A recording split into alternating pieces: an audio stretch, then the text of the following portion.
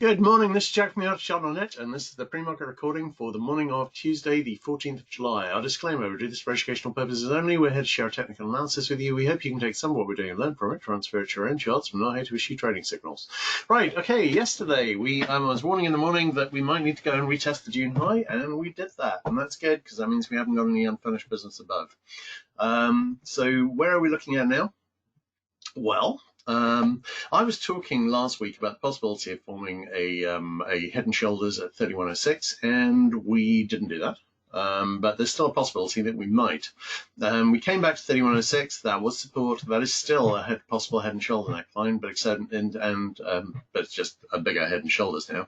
And actually, a pretty good one because it would take us back to the beginning of this low. So this is more or less the 50 back. So it's not bad. We could see that. So the first support I'm looking at today is at 3106. That's also, of course, a pretty good match with the daily middle band. And we will see how that goes. Now, there's a couple of other things to consider here, like, for instance, this. This is the 15-minute chart, and this is a channel on the 15-minute chart. In the event that we go through 3106, which is, as I said, daily middle band support and quite strong support because it's established, we could head straight down to this trend line here, which would be channel support, and that is currently in the 3080 area and dropping pretty rapidly. Does it have to get there? No, and we may well stop at 3106. But at the moment, we could see a bounce short term. We've got some positive divergence, particularly on the 5-minute chart. So hang on one second, let's just have a look at that, or at least we had some a minute ago. Yeah, we've got some positive divergence here. We could see a rally here, and chances are that could lead to an AM high, and that would most likely be a sell. So those are the two first areas I'm watching here. Let's have a look at the bigger picture. Now, we made the sell signal target here, not exactly, but I called it, but we could go and make the exact target and go a little lower. Next support level, as I mentioned, is 3105. And I'm liking that, and we may well find support there if we reach it. NQ, we've now made a lower low here, and we've got a possible 60-minute buy signal brewing. I marked, this is actually quite important. I marked this, and this is a potential head and shoulders that was forming on NQ overnight. Now, that has made a right shoulder, and it's broken down. Now, why is that significant? Because what happens here is kind of important. We could, although there is an option to form possibly a larger head and shoulders here, really the options on this setup are these. Wait a second, just want to copy this trend line. This is the head and shoulders that's broken down on NDX, the NQ rather. We could see a bit of a back test here, but really this is looking for a target just over 10,000, and it's a pretty decent pattern, and it may well make it. Let's have a look and see what happens today. If we get back over the weekly pivot and convert it to support, then this would be rejecting, and the obvious target would be a back test of this high in the event that we continue going down, which I think is more likely under the circumstances, but you never know, particularly with NQ. Then we'd be looking down for a move down to the 10,000 area, and on ES, I'd be expecting that to reach the main support areas I wrote about below 3100, which are the 50 DMA and the 200 DMA on SPX, which are in the 3030, 3040 area, so knock off 10 points for the ES numbers. Watching this with great interest. RTY. Here, we're retesting yesterday's low, and that's not going to give us any positive divergence because I meant to write the possible near miss target here, actually. We haven't quite reached the target here. But the main support I'm watching here is this triangle support, because I'm thinking this is a bearish triangle. And if we see a break below support, I know Stan's got it drawn slightly differently, but I'm looking at the triangle support in the 1381 area, and I would like to see a break below that. And that would be this continuation triangle breaking down, which would be a continuation of the initial trend down from the high. YM, we lost negative divergence at the high yesterday. We're still testing the double support of the monthly pivot and weekly pivot. That still needs to break. DAX and the SDX. DAX, we didn't have a sell signal at the high. Should really have made that retest, but it didn't, and ESTX didn't either. Keeping an open mind, trying to convert the weekly pivot at the moment. ESTX didn't quite retest the high. I'm still wondering whether it might, but the more distance we cover to the downside, the better this will be looking. That hasn't quite made the possible near miss target, and likely needs at least some more downside. Let's have a look at SPX. Right, now the first thing to say is, I haven't marked it in here, we've got daily RSI 5 sell signals fixed on both ES and SPX. These tend to be pretty reliable signals, and these have a lot of potential downside from here. We have a long way to go on those, so hang on a second, just moving ES to the right place. This is the daily chart, that's the RSI 5 sell signal. You can see they tend to perform pretty well, although this one here failed. But 1, 2, 3, 4, 5, reconfirmed 6, they all made target. So even this one, after it failed, made target. So I'm looking for a likely further down move from here, and it seems likely that we'll break through the 3100 support. I've also got, as a match for the 3105 support I was talking about, we've also got the daily middle band. I've got that at 3115, so approximately 3105 on SPX, and on ES, that's at 3105. So if we get significantly lower than this, and if we break the short-term divergence on the 5-minute, that would be the obvious next support. On the bigger picture, this rising wedge here has broken down at the close yesterday. It doesn't look like it there, but you can see it clearly here. It just didn't break down by a lot. The rising wedges on ES and SPX have now both broken down. I'm looking obviously at the same possible head and shoulder neckline, which is at the 50% pretty much of this move. So it would be a great place to form a right shoulder. In the event we did see a right shoulder, I'd be looking for a move up into the 3170, 3180 area, ideally, although it wouldn't need to get that high. That would just be the ideal target, which would often be made. In the event that we go lower directly, well, as I said, targets in this area here, but we may well be heading down to the main support at the 50 DMA and 200 DMA, which would then need to be broken to open the main double top support at 2965. So we will see. In terms of NDX, we are still on a daily sell signal. No, we've still got one brewing. It hasn't fixed yet. I've got rising support, rising wedge support in the 10,150 area, and that is slightly above, or very, very close to that head and shoulder target on NQ. So that would be an area I'd be watching very carefully. I would like to see this rising support trend line break. Not much really report on the others. IWM and RTY didn't really get high enough to deliver a sell signal. What I would note is I drew this one as though it was, this is IWM and the triangle on IWM. I drew this as though it was a continuation triangle from the high, but there is an alternate draw for this, which is what I've drawn on the RTY chart, and that is that this is a continuation triangle from this low. And on that basis, of course, that actually didn't break any trend lines, didn't quite make it, and actually that would make sense because this would be A, B, C, D, shortened E, which almost made its target, and this would be the breakdown. So I'm looking for the breakdown below this, below this support here, which is the trend line I've marked on RTY. All the bonus charts are posted, by the way, so they're up already if you want to have a look at them. On Dow, Dow we did a little better, but we didn't get any negative divergence because it was kind of a spike up. Is this a triangle? Doesn't look like one. This actually looks more like, this looks like a bear flag now, in which case we're going to be breaking down now. So we'll have a look and we will see. At the moment, this is looking pretty good for the downside. I'd quite like to see us rally to sell in the morning. And it looks like any rally we see in the morning will be a sell. If we see a nice high, I'll be calling it. DX. Holding the weekly pivot as resistance. Obvious next move is down here.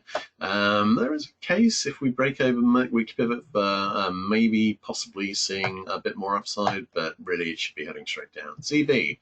ZB, if we get a strong move down on equities, is probably going to be heading up towards Stan's target in the 190 area. This would be a retest of the high we made earlier this year, which may be making a big low on TNX and a big high on ZB. I would love to see that move.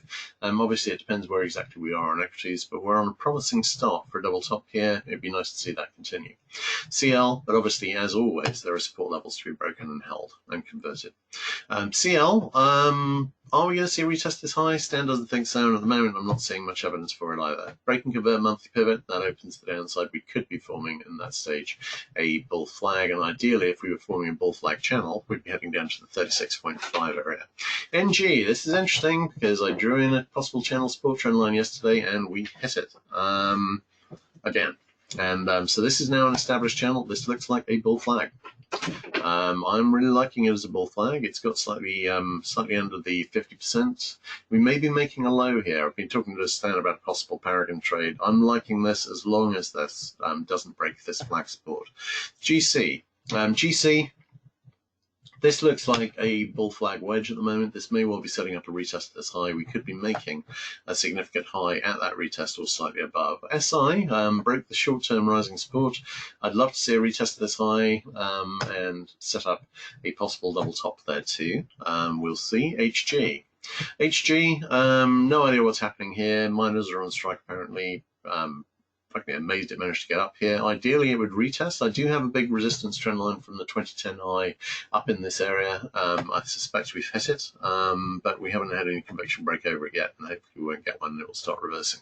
USD. USD has broken flag resistance. This should mean that we are going to be heading up to a retest of this high, and that DX will cooperate and head down to the retest of the low. GBP USD, nice looking retracement. It turned out to be a double top, although it wasn't a particularly nice double top because it didn't make a higher high on the second hit. We got a possible little bit of positive divergence for a possible 60-minute buy signal brewing, and we're close to monthly pivot support. I'm not seeing any obvious reason to think that would be broken because we're pretty much making the double top target now.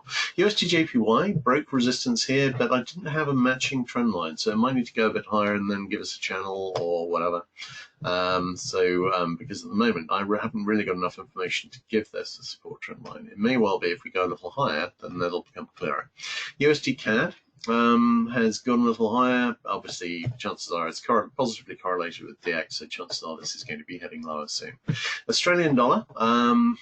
Still in the rectangle, very slightly below, but I think this should be a consolidation which will lead up, and that's supported by NZUSD, where we've now got a possible 60-minute buy signal brewing after a bit of a retracement. We could be forming a head and shoulders here, but there's no particular reason to think that we are. KC rallying a bit here, but should be heading towards a retest of this low. We're looking for a fairly serious low to form after we get there, so watching for that.